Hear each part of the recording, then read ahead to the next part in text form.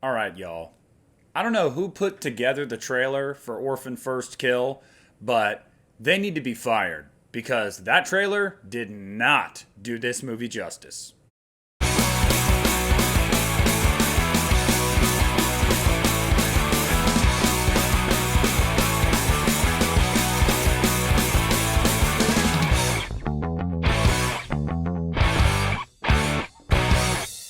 Everybody, it's Nick from the Lost River Drive-In, and I'm doing a review I didn't think I was going to end up doing when this movie was announced, when it was marketed, and when it came out.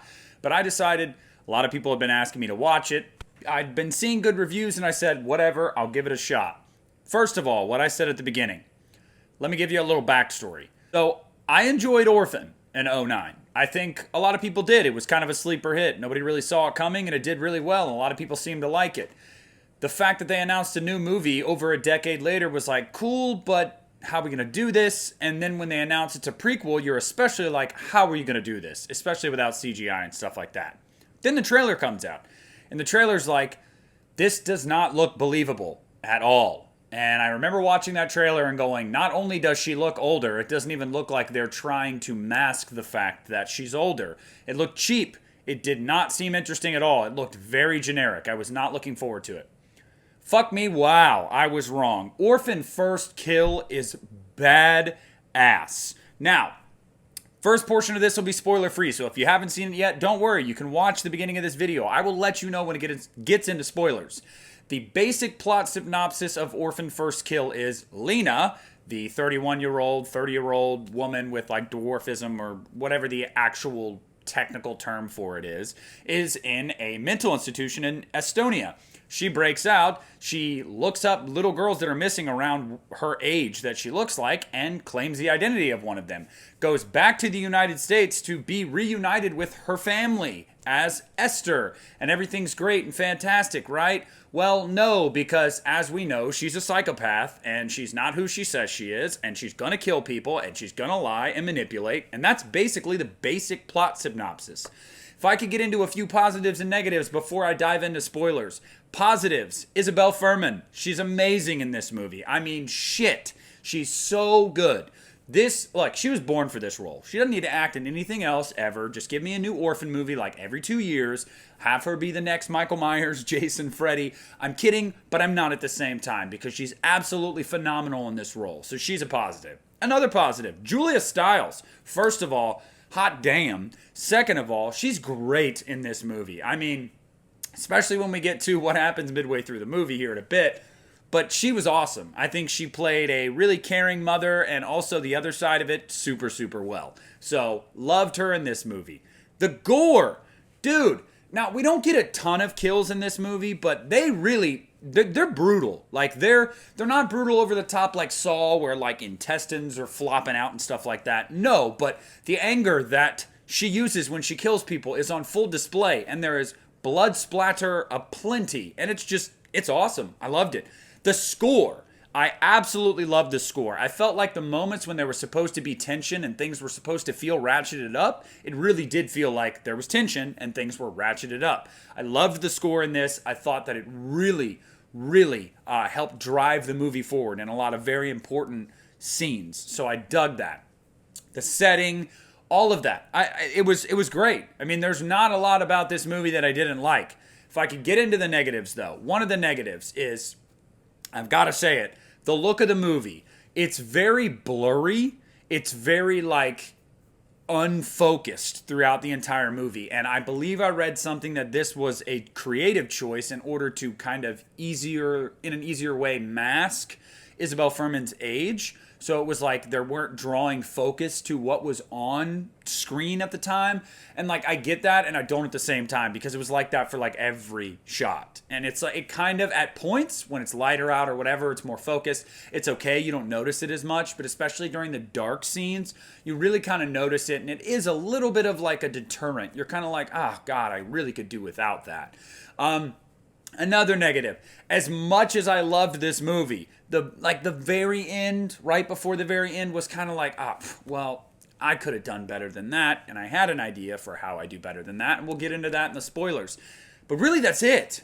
I mean, That's what I thought of Orphan First Kill. I thought it was awesome. I don't know. Maybe it's better than the first one. I'd have to go back and rewatch it. I haven't watched it in years, but I really dug this movie. And again, the marketing of this movie was super misleading. I did not see the movie that the marketing told me I was going to see, and I am thankful for that. I am thankful for what I got because it kicks ass. So, this is your warning. We're getting into spoilers. If you haven't seen it yet and you don't want to be spoiled, you can skedaddle right now. If you have seen it and you want to talk about spoilers, let's talk about them.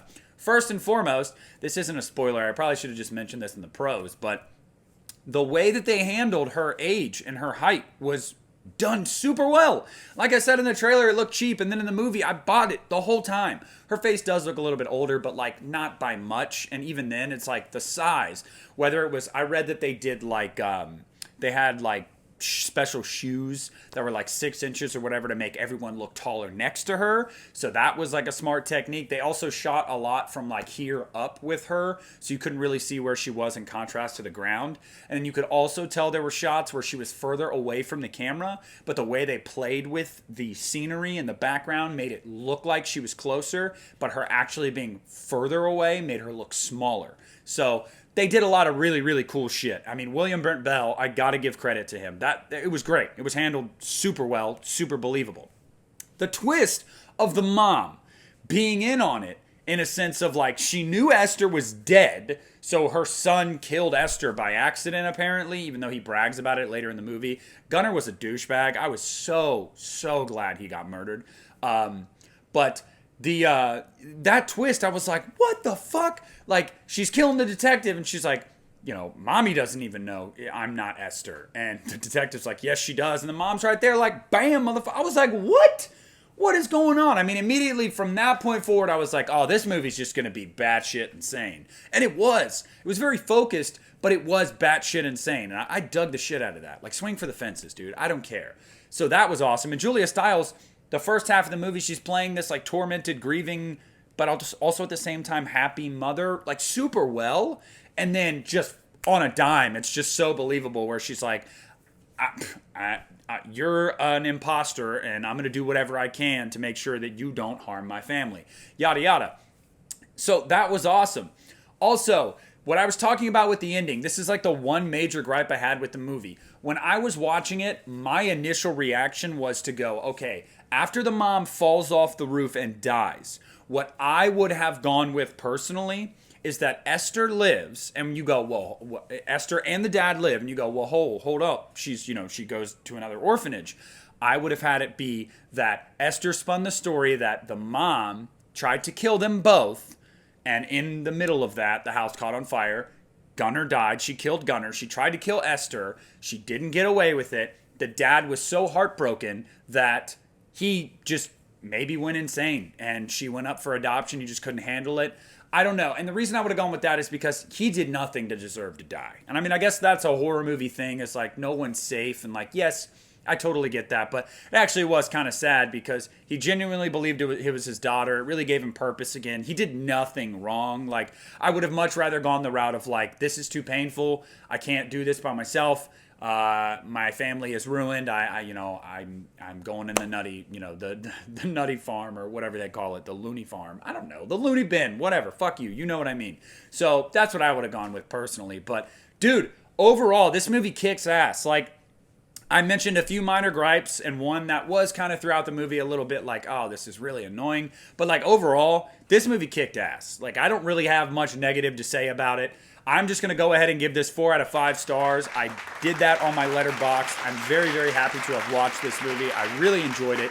If you guys like a just good, campy slasher with some surprising twists and turns in there, you're going to love this movie. I just genuinely don't see how you couldn't like this movie if you like those types of movies. So that's what I think of Orphan First Kill. What did you guys think of Orphan First Kill? Let me know down below in the comment section. Let's discuss this. Leave a like on this video, subscribe to the channel if you haven't already, and check out the Uneeda Horror Podcast. We are recording the next episode of the podcast tonight with comedian and horror fanatic Brent Terhune. So thank you so much for watching this. I really appreciate you guys. This is Nick from the Lost River Drive-In, and I am pulling out.